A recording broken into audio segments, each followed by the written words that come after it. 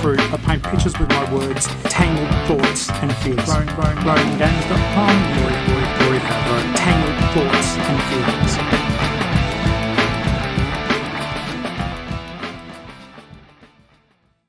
Hey there guys, and welcome to another episode of the Growing Gamers podcast. My name's Rory Favreau. This YouTube is being recorded from Geelong, Victoria, Australia, and I'm showing you footage from the game Firewatch. It's by it was a limited run game, number 32, by developers Campo Santo, and it is a absolutely beautiful little game. Now, just in case you are listening to this in a workplace, the Growing Gamers podcast is explicit and not suitable for playing out loud anywhere that people may be offended, because occasionally I will just say swear words. Now, initially the game, it's a very small title. It takes about 4 to 5 hours to play. Utterly beautiful. Nowadays, you can only basically find it on YouTube, and I hate to say it, the minimum I've seen it for is $180. I was lucky enough to be loaned this game by a friend of the show, Pete Hardy, so thank you, Pete, and I fell in love with it. It's a game that I really wish I could afford to just buy at $180. I simply couldn't justify it. Some of these limited run games do come through, and they're a neat little surprise when they do. Other times they do, fail on certain levels. Now, basically, we're getting to know the character. I'm just having a bit of a wander around, and it's basically the story of a guy who is going to man one of the fire towers in a national forest, and just what happens now. I've only put enough footage on there for day one because I don't want to wreck things beyond that point, but this introduces you to the character. I'm doing what I do in most games where I try to look around and find hidden things, but I don't find them. Like, I was hoping for a bag of treats or something I could snack on while I was fucking playing the game, looking here to see if there's anything behind that fence, but no, unfortunately, there isn't. The graphic style is really nice. It's quite cartoony, but it's exceptionally well done, and it tells this beautiful story about how you meet this girl, you fall in love with her, and there's little moments where you get to choose your own adventure, so to speak, and that they will have small impacts upon the storyline. But you get to choose a dog. So I call the dog. I choose the German Shepherd and name him Mayhem, because you know what? That's a fucking cool name for a dog, Mayhem. I just want to call every dog that I ever see Chewbacca, but that just makes it like Star Wars. So this whole part here, for the average, for you guys watching, it may seem boring, but it's not. It's just not. It's just so beautifully done. Even just the text, I like this chick that I've never seen in the game, and we think that we should share the rest of our lives together. Beautiful little fades out, little bits of music, and you find yourself on the trail, and then it jumps backwards and forwards a little bit. So yeah, I'm going here to check the different trails, see if there's anything there. Once again, I didn't check the trophy list for this. You simply get trophies for completing each day, so completionists should be quite happy. It's a very easy trophy to get, but I just look at this. Look at the cartoony style of it. It's just gorgeous. I do love it so much. Even the sound, though, it's just so melancholy, for the most part, and he's gone out to the trail, and you make your way through a certain part of this bushwalking trail. Then it fades back to storyline, and basically there's things not right in the marriage, and you start to sort yourself out and work out where you're going in the game. But choosing the options for the story does immerse you a little bit more into the title. Other than that, you can tell that things are sort of starting to not go so good for the couple, and it's just, there's fun moments. It's sort of sad at the same time, but yeah, see, titles like that just came up. I'm sorry if you're listening to the audio version of this, but basically there was just a funny little joke that you get to experience within the game. Then we're back on the trail again. The text options are really just literally text on a screen where you can choose topic A or topic B. I'm not entirely sure where that takes you within the game world, but it does basically bring the immersion in to let you think that you may have a say in certain things. We were looking at sunrise then, and it does look absolutely beautiful. The sun's streaming in through the mountains, and now we realise that Julia, your wife, starts saying things that are weird, and it doesn't make a lot of sense what she says either, which you both find very scary. And there's an altercation with a potential mugger where you pretend that you've got a gun to scare them off, and work is taking over. Things are getting harder and harder. She's been offered a job 2,000 miles away, and she wants to move for the job, and you don't. But basically, you agree that, you know, if she comes back, then you'll be okay with her doing that. But you don't want to move from where you are. You love it where you are. So essentially, you know, there's that massive scenario there of only seeing your loved one only a few times per semester, and she is sent home on leave, where basically she's had an episode at school and they've sent her back. And basically what they're hinting at here is that unfortunately Julia, your wife, your love, she essentially has she's got dementia. And unfortunately, dementia is an absolute shit of a disease, and it's just a horrible fucking thing. I've been affected personally by this, and it's terrible. Just to see someone you know who may have rational thought most of the time, all of a sudden not make any sense whatsoever, or they forget something that's so fucking obvious that it just does your head in, and then, you know, you do have this terrible scenario where the person you love starts to forget who they are and who you are. In this circumstance here, Julia's just been diagnosed, and it's worse and worse, and the character says, you know, he starts drinking because he's sad. He worries about his wife constantly, worries about leaving her by herself, but needs time to himself. And this is where I believe that the bushwalking and everything comes into it. When he sneaks out of the house, he can walk along bush trails by himself. The dog's getting old by this point, which is a nice little segue to say, you know, these people have spent some decent time together, and it's something that they've enjoyed. And now it's beautiful green and shady where we're walking through. You know, the draw distance is really good in the title. It's just been really well done.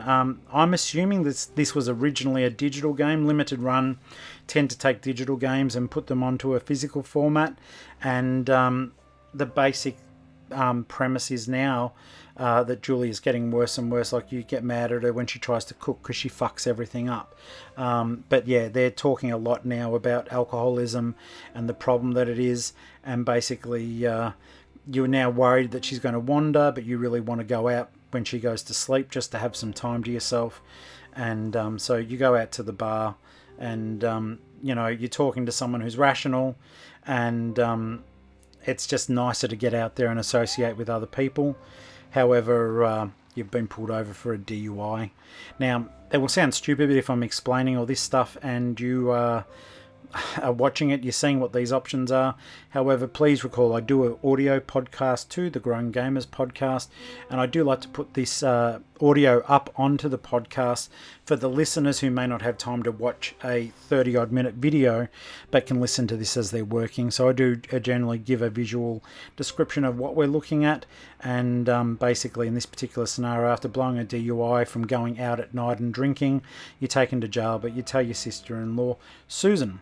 And once again, we're presented with just the text option there, and the last thing on the screen, it goes red, so you can click on it and basically just continue on with the title from there. For some reason, I'm really sitting on this one. I'm sorry, guys. I'm not entirely sure what was happening there, but I am on this screen for a hell of a long time. I've already read it multiple times while I'm talking to you. What else have I been doing lately? I may as well just jump to that very briefly. I have got a lot more trophies in Ghost Recon Breakpoint.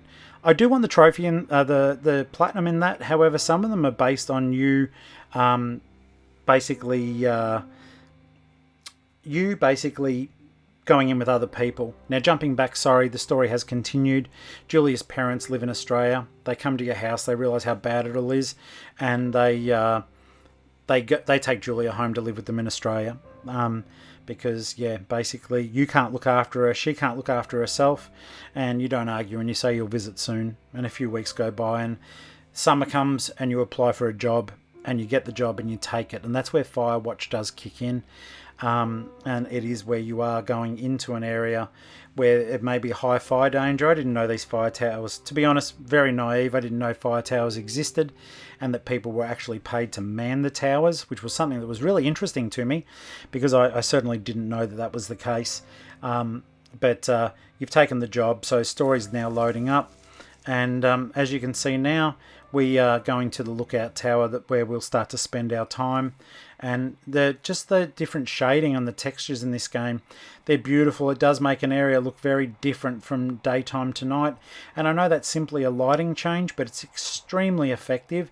The woods still look beautiful, but they also have a certain sense of menace to them. And this game isn't about getting all big scares and everything like that, so it's nothing to do with that. It's just the beautiful way that the lighting can totally change the mood of the area. We've given power back to the watchtower, and there's a radio that we can get to, and we start talking to someone on it. And the exchange there, it's basically your boss making sure that you're okay.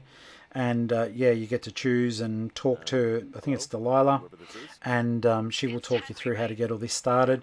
But the main thing is the watchtower is entirely boarded up at the moment, because they must board it up over winter, I'm guessing. I don't live in America, so if you are in Australia and you know that these things actually exist there as well, please let me know. There's tons of stuff you can pick up and look at in the tower. So far, with the stuff I've interacted with, there's almost nothing that really indicates that I needed to touch it or have anything to do with it as I was playing. We're looking at a map table, desk drawers, there's a bed in there, a basic reading lamp, and the game does prompt you when there is a talk. You're trying to get to know the person who you're speaking to. So there's a humorous exchange there, and in which she goes, well, guess something random about me. And I go, well, you've killed 3 ex-husbands, which was one of the options that was there. And I genuinely enjoyed the exchange with Delilah. I think it is good. I think it's incredibly sad what's happened, that this poor man has lost his life in terms of spending it with the one that he thought would be his forever. But he's taken this job to, I guess, escape everything else and to get back in touch with what he believes to be important. And it's just fascinating that this sort of thing is happening now. And I'm exploring the cabin. I did expect there to be more going on in this circumstance, but I think I was reading way too much into it. The title screen just came up. We're now doing our day 1, our very first day on the job, and the screen is loading up in order to give us some of that. You may notice some strange transitions during this, or things that cut out a little bit. There were some fairly lengthy loading screens, or where the screen was just black even though there was music playing. I've cropped some of them, I've kept others, not because I was clever or anything, but basically because I screwed up. So yeah, day 1 is sitting there for some time, but you can see it is loading on the screen, and I've been typing away. I think that is one of the things that the backstory, it's to give him time to write his novels and things that are on his mind. And it's a sunny day outside. All the window boarding has been taken down, which is sort of creepy too, because there's no curtains there. So if anyone wanted to come up and watch you sleeping there, they certainly could.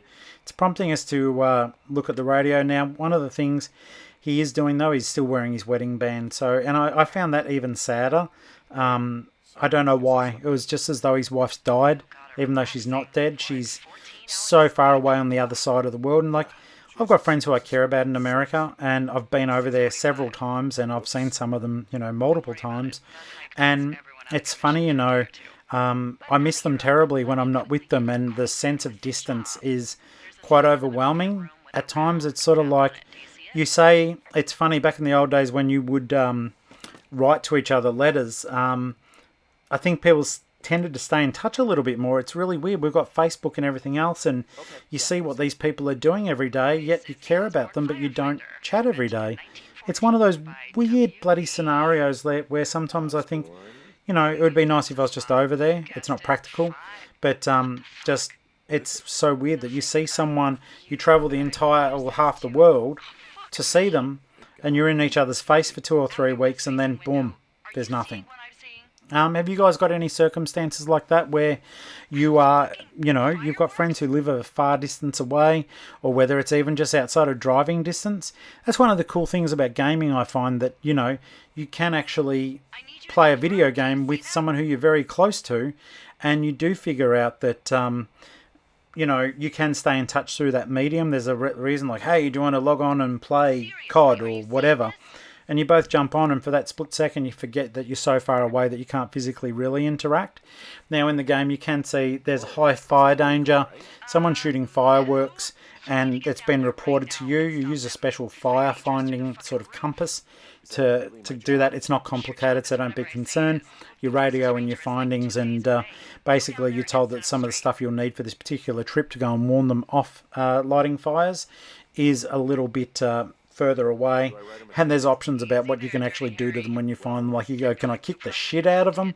And obviously that's not an option. You've basically just got to tell them to stop, because there is a ton of stuff that can go wrong with fireworks and the bush, and with all the recent issues that we've been having in Australia, there's always something to worry about there, that someone's going to be badly hurt or injured through the fire season, just because everything's so damn dry.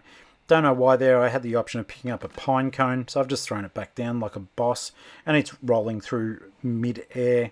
But getting back to it, it's sometimes gaming can be a good resource for you to stay in touch with friends and, do all sorts of things without having to necessarily be in the same spot. And I think also it does bring people together in a way, because you're both looking at the same thing at the same time as well, and you're reacting to events that are occurring to you both, as opposed to just picking up the phone and having a bit of a chat. If you have issues that are going on at home and you can't stay focused, all of a sudden that sense of distance does get in the way a little bit, and you are wondering about what exactly is going on in your own home and what's going on around you, whereas the video game thing does bring you together and you don't have to worry so much about that. Now, you do have a map that you can refer to in the game. It's relatively easy to follow. You've also got a working compass, which does help. That, as you can, I'm bringing it up to have a look at it there, and it does show you the way, though most of the time you can get a fair idea of your bearings, and most of the tracks that you are walking along will lead you to your next objective. You can explore, though. It's open world. Like, if I'd chosen not to go and find these girls who were setting off... Oh, gee, I just gave away something.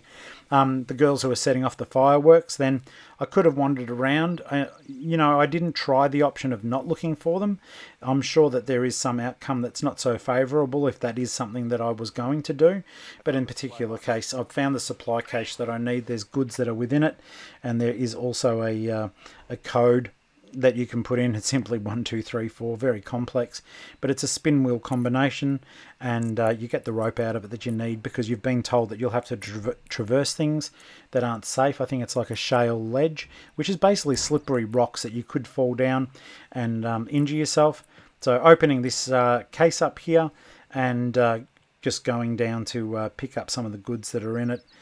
Don't know why I'm staring at that for so long, but hey, it must be fun. There's the rope that I was after. It is old, but deal with whoever's setting off fireworks.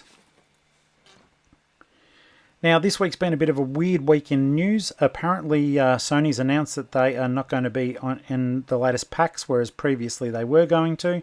And the rumours have come out there that this will somehow impact or suggest some sort of delay with the launch of the PS5. There's been very little coming out about the PS5 lately, which I found really odd, considering that Microsoft has been so forward coming in everything that they're doing. It's going to be a case of wait and see, I think, folks. To be honest, I've had a fucking gutful. I'd like to see some shit. Like, we've seen a dual shock controller, so what? And there's been that leaked footage of the console, but it looks like a dev kit one, and I'm not entirely confident that that's what the final console would look like. If it is, fine, I'm still wanting it, but it doesn't look like something that you'd want to have in your lounge room. It does look very computery, with massive intake and outtake vents and fans, and I'm guessing that that would be a shell of a machine that's just made to deal with the extra processing power that this machine would have, and to make sure that developers aren't accidentally, basically burning out a processor of a dev kit. Give it as much room to cool down as possible. Now, the rope that we did use then, going back to the game, it wasn't suitable for the shale. Slid down, fell on your back, but at the end of the day, we also are not badly injured, but we still do report in to Delilah. The rope snapped and we've fallen on our ass, basically. More embarrassment than anything, though. I guess if you're in, if a bear shits in the woods, can you fucking smell it? No. So he's not hurt. No one saw it happen, but he's still reporting in none the same. And we're making our way to where these fireworks are still going off. You can hear them in the game. And the way that the lighting is coming through, it's a hot day, but the way that the lighting's coming through is absolutely beautiful. And it's an absolute treat to look at the entire time. I fell in love with it as soon as the game started, and even the melancholy sort of piano music that you would have heard initially when that started up too. I thought that was something pretty darn cool and well worth paying attention to. There's a lot of games now. It's fantastic to know that they are paying a lot more attention to how video games sound in terms of an immersion. The soundtrack can be just as important, which is pretty cool. And this one certainly does a fantastic job in making you feel like you're truly a part of something. There's little bits and pieces here. You've come across the firework people's campsite, and basically you just find their odd bits and pieces. 2 backpacks, camping site. They left a fire burning, which you've put out, and just reporting in, saying we found backpacks. They tell you not to touch them, and you can see clothes all strewn all over the place, and as though there's about to be a fucking Roman orgy. But more fireworks discovered, and then as you make your way through the trail coming up soon, none of this stuff you can really do. You can put the fireworks are there, you can pick them up, you can confiscate them, but there's really no bearing in it. There's 2 sets of clothing there left on rocks to dry or whatever, and you're making your way toward the fireworks, which is down near a riverbed. But yep, there's a bra hanging off a tree here, so it looks as though as the people who were lighting the fireworks are going, they are disrobing as they speak. So, maybe we can find the uncensored footage of this on fucking Pornhub, but at the moment, yeah, there's just undies and other bits and pieces here that you have to fend off as you make your way toward the fireworks that are in the game. Okay, so we've hit the river and we can see the people lighting the fireworks off in the distance, and they're having a great old time skinny dipping. And I'm making my way down to the river. There's a radio playing, and I tried picking that up and carrying it around, but that's when it does get the attention of the people who are down on the river, who then start yelling at you. They're just silhouettes. You're not going to get your rocks off playing this game. It is just simply a case of you then go through your choose your own adventure options in telling them off. There's teenagers down there, they're drunk, they're lighting fireworks, which would be pretty harmless except for the fact it's a blistering hot day, and they just basically yell at you constantly, say they're going to get you in trouble, call you an old pervert, and just generally insult your fucking poor old self as you're dealing with your first day on the job. I didn't try wading all the way out into the water. I don't know if you'd even be able to. I think the whole idea behind those characters is simply that they are going to be silhouetted. So I've told them off. I've asked them to turn off the fireworks. They're still yelling shit. Whenever you hover over them, it just says teenagers, they are drunk. But at least it hasn't gone toward the, into any other black screens. You're truly in the game at this point and taking advantage of all the nice things that are there. So I've told them what to do. And once again, I go over to their radio because I'm a petty motherfucker and pick it up and go to leave with it. But yeah, basically I just let the boss know what's going on and say it's all done. And I think I tried to dump or throw their rock box. Yeah, I just threw it down near a log because I'm a fucking savage, but I'm not a thief. Alright, so that's the first part of the mission done in this game, and then we're going to make our way back to campsite. I've gone a slightly different way though, because I did want to do just a little bit of exploration and exposed more of the countryside that you can go through to. Checking out the map, I'm a fair distance off, but it's just a nice way to try something different. Holding the map was a little bit weird. Sometimes it wouldn't be properly aligned, and then you'd have to rethink your way through it all. But once again, great way of exploring. You can totally explore the entire map if you want to. There's nothing stopping or preventing you. There's logs that go from one side of a river to the other that you can traverse. There's a neat little climbing system too. If you're ever stuck in games and want to know where you've got to climb, simply just look for anything that has a edge to it, and you'll be able to do all that nicely. Okay, so we're making our way through a gully at the moment. The rocks are just a beautiful sort of red rock. There's mist coming up. The graphic effects aren't really nice in it, but I am thoroughly lost by this point. I'm just trying to figure out what I'm doing and where I'm climbing, and I thought there's no sense of urgency in getting back to where you're meant to be. It is just simply a case of, they say, find your way back to the tower. Oh, Two Forks Lookout, which is where you start off at, and that's fair enough. Once again, I can see where I'm meant to be, but I'm nowhere near there, though. If I go to the end of this gully and explore a little bit, it looks as though there is a path on that map that will take me back to where I need to go, which is all important. Now, from what I could see, it looks as though there's 4 or 5 days of exploration, or at least episodes. Playing through this, like, I popped the first trophy simply by completing the day, which was really cool. I don't mind these. It's sort of like the Telltale games where, you know, you complete a chapter, you get a trophy. Once you've completed all the trophies, you end up with the platinum for completing. I don't mind that sort of approach. Some of the games, they do treat their game series a little bit too seriously, which does make it really hard to get the platinums, or playing on some sort of extreme level of difficulty that I'd never be able to pass. There is another supply cache here that I've got to get into, so just unlocking that to see what's actually in there. And I think there's fuck all, to be honest with you. Oh, there was a horn. That was cool. Alright, so copying that information onto my map does give me more trails, more options there. Sort of like a cheap version of Assassin's Creed where you've unlocked a lookout. Excuse me. A little flashlight here, which I do get working, and a cave nearby, which always comes in handy. And yeah, there's a horn in there, but I've got no idea why I actually need it, so we won't bother too much about the horn.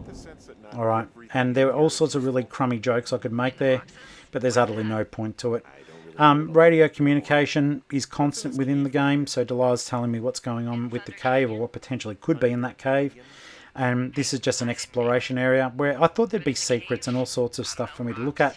However, it's pretty straightforward. There's, in this particular area, just a small little passageway that I can go through, climbing rocks to get to the next part of the map, and that, of course, will give me the option of continuing. Nighttime is starting to fall, so you do get progression of day through night. And so I don't know, like, whether there's a particular point in time, if you took too long, if it went to the second day.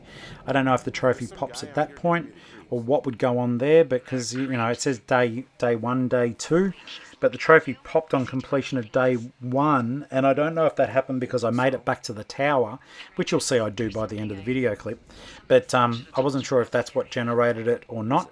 I'm having a bit of a look around here. We've seen a figure way off in the distance, which was a bit spooky and weird, but, you know, they're just another person walking the trail, very similar to what I'm doing at the moment. And basically Delos just said, well, what, you know, there's a creepy person walking around by themselves. You're doing that too. So I've gone back to the cave here just to have a bit of a look around, dropping down. Alright, so I wasted a little bit of time here, but this was a new area, and that's the gate to it. And there's a lock gate, and there's certain things you can do here. So you could find a key to get in there. However, for those who are trying to get like a platinum trophy for the game, it doesn't appear that you've got to actually unlock the gates. Though when I play it more, and I certainly will be, I just wanted to get this particular video up for you to enjoy. I'll make sure to report back at some point, probably just on an audio podcast, and just let you know if that is something that you need to do in order to finish the title, whether or not you do need to find all these things. The exploration has certainly been fun in it. I've basically just walked back through to the same part of the cave I was in prior. I don't have a key. I don't have any idea where the key might have been. So I'm basically just making my way back up the rocks. And I'm going to go back and try to find my way back to the lookout where I was situated. Okay. So if you guys have played this game, of course, you can get in touch with the show. You can email at thegrowinggamers@gmail.com. You can also join the Facebook group, The Growing Gamers Podcast. That'll take you to the Facebook page. And the YouTube that you're watching, or if you're listening to the audio version of this, is simply youtube.com/thegrowinggamers. Just jumping a little hole here, running my way back up to the top of the mountain. And we're almost at the end of the video with about 5 minutes to go, roughly. But the shadowy figure that I saw up in this area previously, they're no longer there, so whether their actions were nefarious or not, we don't know. They were simply looking at us, shining a torch down our way as they make their way through the mountains at night.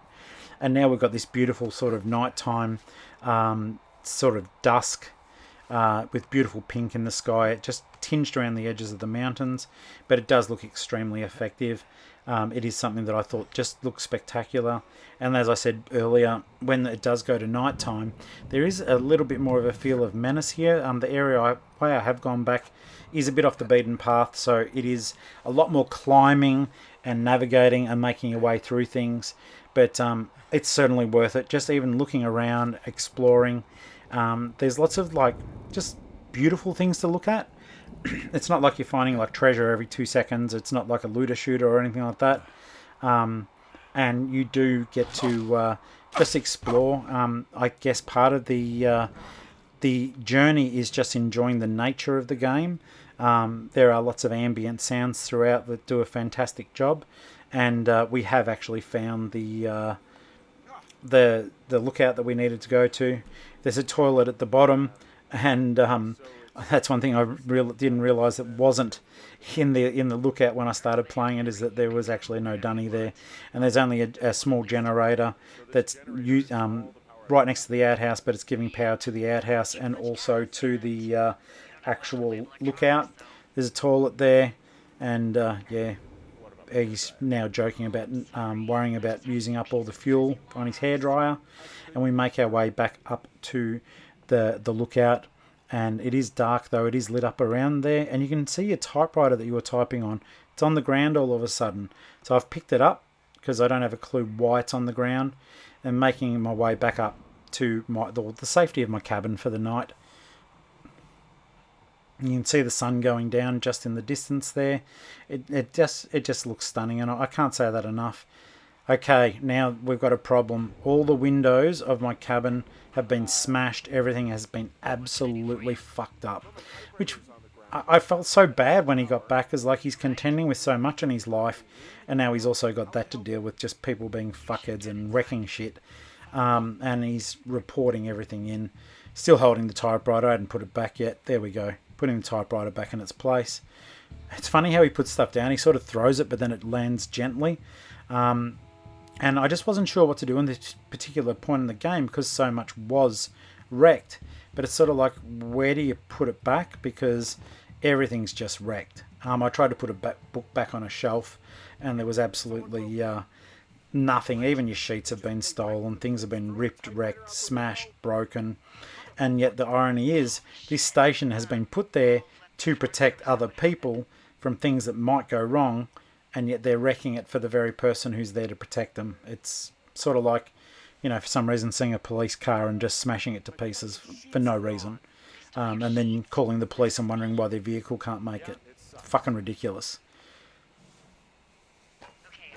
Just exploring the environment some more. Basically, they're reporting in the vandalism to make sure that you're safe. But there isn't that much that you can actually do. I was hoping I could pick up that rug and put it on the bed at least. And he's wondering, is it the stranger that was staring at him, or the girls in the canyon who were drunk that may have found this tower and exacted some sort of petty revenge on him? And basically there isn't a lot you can do other than deal with the fact that all your shit's wrecked by someone who had nothing better to do with their time. So I'm just looking around now, focusing more on the dialogue than actually what is going on. And looking forward to playing this game more, just to see exactly what the hell happens.